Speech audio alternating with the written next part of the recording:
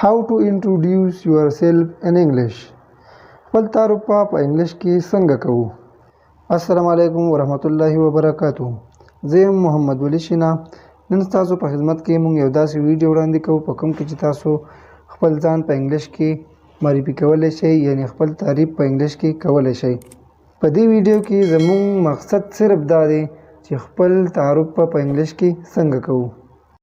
بل که چېرته تاسو په هر ځای کې نو دا ټاپکس تاسو په کار راتلی شي، او که چېرته یو انټرویو ورکوئ نو دا تاسو ډیره په کار راځي. په هغې وخت کې د دې ویډیو نه تاسو ډیره غټه پیدا اخیستلی شئ.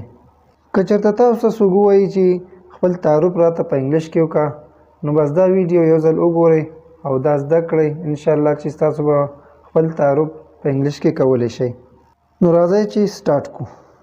د ټول نه اول موږ له پکار دي چې د اول په میلاوېدلو په وخت کې، یعنې د ګریټینګ په وخت کې موږ له کم الفاظ پکار دي او کم نه دي پکار. راځئ چې اول دا زده کړو. نو اول څه شی دی؟ های، هیلو، هی. درې دا شو. ورپسې چې کوم دي ګوډ مارنینګ، ګوډ آفټرنون، ګوډ ایونینګ. نو په یاد ولرئ کله چې تاسو چا سره میلاویږئ یو داسې ځای کې چې فارمل ځای وي او یا انفارمل ځای وي، خو ښه طریقه یې چې دا ګوډ مارنینګ، ګوډ آفټرنون، ګوډ ایونینګ دا ده. هیلو، های، هی دې نه ځان وساتئ. دا انفارمل ځایونو کې استعمالیږي. نو تاسو له پکار دي، موږ ټول له پکار دي چې د دغې نه ځان وساتو په فارمل ځایونو کې او ګوډ مارنینګ استعمال وکړو. نو کله چې تاسو چا سره میلاو شوئ نو هغه به تاسو ته د تعارف کولو موقع درکوي، یعنې د خپل ځان د انټروډیوسینګ کولو موقع به درکوي. بل تاسو به د هغه نه څنګه مننه کوئ، په کومو الفاظو سره به د هغه نه مننه کوئ چې تاسو موږ له موقع راکړه. نو اول به داسې ووایي first of all I would like to thank you for giving me the chance to introduce myself.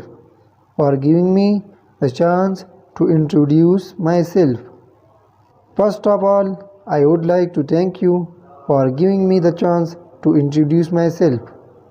دینه پس په ورته خپل تعارف یعنی خپل انټروډیوسینګ شروع کی. My name is Ahmad. زما نوم احمد دی. او دینه پس چې تاسو کوم ځای کې اوسیږئ یا د کوم ځای یې یا د کوم ځای سره تعلق ساتئ نو د هغې ځای نوم به ورته واخلئ. For example, I am from Afghanistan یا I am from Pakistan. په ډیش کې به د خپل ملک نوم ولیکئ. I belong to Kabul. I belong to پېښور. د کوم ځای سره چې تاسو تعلق ساتئ د هغې نه پس په دې ډیش کې به د هغه ځای نوم ولیکئ، یعنې د هغه ځای نوم به ځان سره په دې کې یاد ساتئ. د belong مطلب دی تعلق ساتل. I belong to پېښور. زه د پېښور سره تعلق ساتم، یعنې د پېښور سره تعلق ساتم. یا که کابل پکې ولیکو یعنې زه د کابل سره تعلق لرم. In our family apart from my parents. زمونږ په کورنۍ کې زما د مور پلار نه علاوه. د اپارټ مطلب دی علاوه، د مور پلار نه علاوه. I have 3 brothers and 2 sisters. زه 3 وروڼه او 2 خویندې لرم. And I have an elder brother and a younger sister. زه یو مشر ورور او کشره خور لرم. elder مطلب دی مشر ورور، elder brother یعنی مشر ورور، younger sister کشره خور. بیا تاسو باندې دا ډیپینډ کوي چې کوم تاسو مشر وي، یعنی مشرم ورور وي elder brother ویلی شئ، او که مشرم خور وي کشرم خور وي نو تاسو ورته داسې جملې د ځان نه بیا جوړولی شئ. اوس وخت کې تاسو ته ما دا لیکلي دي، داسې ویلی شئ I have an elder brother and a younger sister. زه یو مشر ورور او کشره خور لرم. کوالیفیکیشن یعنی تعلیم. اوس په سره د خپل تعلیم باره کې خبرې وکړي. I am in class 9. د 9 سره به TH نه لګوئ. په دې کې جمله کې به صرف چې کله تاسو کلاس وایئ نو د کلاس سره به د 9 سره به TH نه لګوئ. څنګه به وایئ I am in class 9 زه په نهم کې یم.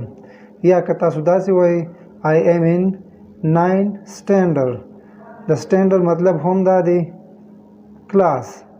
I am in class 9th یا I am in 9th standard. 9th یعنی 9 سره به د لاندې جمله کې TH لګوئ. I am in 9 standard زه په نهم کې یم. دا که چېرته ته فارغ شوی وي نو بیا به ورته داسې وایي I am a graduate. I am a graduate. د graduate په ځای تاسو بیا post graduate هم ویلی شئ. I am a post graduate. I am a post graduate. زه فارغ یم یعنی ما تعلیم ختم کړی دی. I have done 6-month basic computer course from ABC Institute in 2022. I have done 6-month basic computer course from ABC Institute in 2022. ما د ABC Institute نه د کمپیوټر د شپږو میاشتو کورس په 2022 کې کړی دی. ما د ABC Institute نه د کمپیوټر د شپږو میاشتو کورس په 2022 کې کړی دی. I have done 6-month basic computer course from ABC Institute in 2022. Work experience. Work experience څه دی؟ هغه څیزونه هغه کارونه په کوم کې چې تاسو تجربه لرئ، کوم کارونه چې تاسو کولی شئ، یعنی د هغې باره کې به ورته خپل معلومات ورکړئ. یعنی هغه معلومات کوم چې تاسو لرئ او تاسو هغه کار کولی شئ. یعنی تا په یو کارخانه کې، یو فیکټري کې، یو په دفتري کار کې، یعنی په کمپیوټر یا داسې نور کارونو کې تجربه لرئ، د هغې باره کې به ورته خپل معلومات ورکړي. او یعنی څومره ټریننګ دې کړی دی، څومره وخته پورې دې کار کړی دی او اوس کوم ځای کې کار کې، د هغې باره کې به ټول معلومات ورته ورکړي د خپل کار باره کې. یعنی زه اوس یو رښتینی معلومات تاسو له خپل درکوم په کوم کار کې چې زه ایکسپیرینس لرم، خپل کوم یو معلومات لرم، کوم کار مې دی، نو په هغې کې زه تاسو ته خپل معلومات درکوم. او انشاءالله چې دا به ستاسو لپاره ډېر فایدهمند وي او تاسو پکې خپل معلومات بیا ورکولی شئ. اول I have done 6 months training of the TALK laboratory. بیا چې کوم تاسو کوم کارونه کوئ که نه، لکه دې کې اوس ما لیکلي دي TALK laboratory. زه په خپله د TALK laboratory ټیکنیشین یم، د هغې کار کوم او ما په خپله د 6 میاشتو ټریننګ کړی دی. نو دا معلومات زما خپل دي، بیا پکې تاسو خپل ورکولی شئ. دوی کې ما اوس داسې ویلي تاسو ته I have done 6 months training of the TALK laboratory. نو تاسو به پکې خپل ولیکئ چې کمپیوټر ټریننګ یا مثال داسې لیبارټري ټریننګ، داسې نور ټریننګونه هم شته، یا داسې تاسو چې کوم کې تجربه لرئ، ایکسپیرینس لرئ او څومره هم کړي وي، تاسو هم داسې ورته ویلی شئ I have done 6 months training of the TALK laboratory. ما د لیبارټرۍ 6 میاشتنی ټریننګ کړی دی.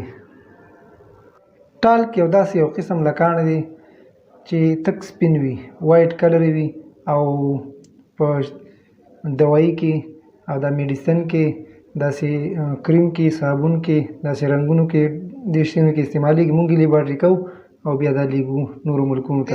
دې نه پس به تاسو د خپل کار تجربه ورته ووایئ چې څو کاله تجربه لرئ. I have 8 years experience in this work. I have 8 years experience in this work. زه په دې کار کې 8 کلنۍ یعنی 8 کاله تجربه لرم. I have 2 years experience working in ABC company as a technician. I have 2 years experience working in ABC company as a technician. زه د 2 کالو څخه په ABC کمپنۍ کې د یو تخنیکګر په توګه یا د یو تخنیکي په توګه کار کوم. as a technician یعنی یو تخنیکګر په توګه د 2 کالو څخه کار کوم. او په آخره کې به ورته د هغه کارونو باره کې وایي کوم سره چې ستاسو شوق وي، یعنی کرکټ سره، پبجي سره، داسې کوترو سره، داسې نورو ګیمونو سره ستاسو شوق وي، د هغې باره کې به ورته وایي. یعنی او داسې به ورته وایي My hobby is playing cricket. My hobby is playing cricket. زه له کرکټ سره مینه لرم. زما کرکټ سره شوق دی. My hobby is reading book. My hobby is reading book. زه له کتاب لوستلو سره مینه لرم، شوق ورسره لرم. یا د hobby په ځای کې تاسو love استعمال کوئ. I love playing cricket یا I love reading books. او په آخره کې به ورته دا ووایي That's all about me. Thanks. That's all about me. Thanks. اوس په آخره کې د ټولو ویډیو خلاصه. Let's start. How to introduce yourself in English. Good morning, good afternoon, or good evening. This is the correct sentence for the formal introducing. First of all, I would like to thank you for giving me the chance to introduce myself. I am from Afghanistan. I belong to Kabul. And my family are far from my parents. I have 5 brothers and 2 sisters. I have an elder brother and a younger sister.